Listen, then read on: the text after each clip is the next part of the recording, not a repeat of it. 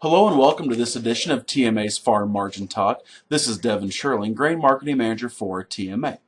On this kind of drizzly day in central Kansas, we sure hope the weatherman is wrong and this front continues to move further to the northwest, or maybe the one out in the panhandle of Texas will continue to hold together to give us a little bit of beneficial rain for the wheat that's going into the ground, pretty much at a record pace here in our territory. So as we look at the Farm Margin Index for October the 11th, 2012, you'll notice that even though we saw a very volatile market this past week with the USDA report coming out yesterday, the overall profitability changed only $1 or two. You know, with wheat being higher by $4 on both dry land and irrigated wheat, and corn only being up $1. So as you can see, profitability has maintained even with all this volatility. So as we look at our profit per acres, this just shows you the micro version based off of new crop cash prices at Groveland, Kansas. And then I wanted to follow up a little bit on our crop insurance harvest price. You know, last week we went into what that meant for your operation from a revenue perspective.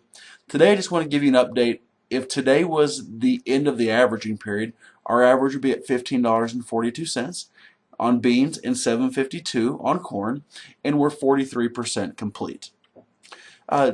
So our next topic I want to visit about today is to do a spotlight on our 2013 wheat crop.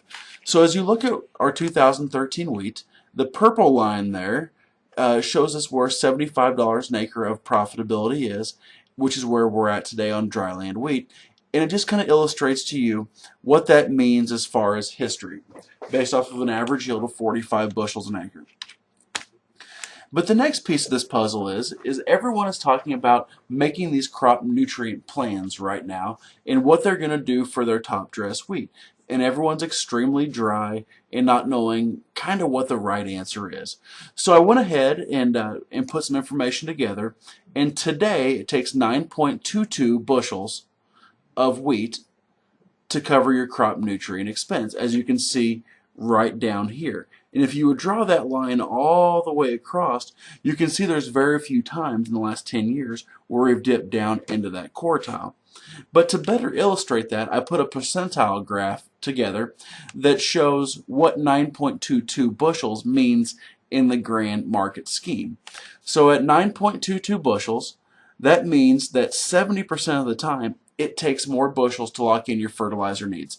Now, I'm not saying to run out and buy all your top dress fertilizer today, but you need to make sure you look at what that ratio means to your overall farm's profitability.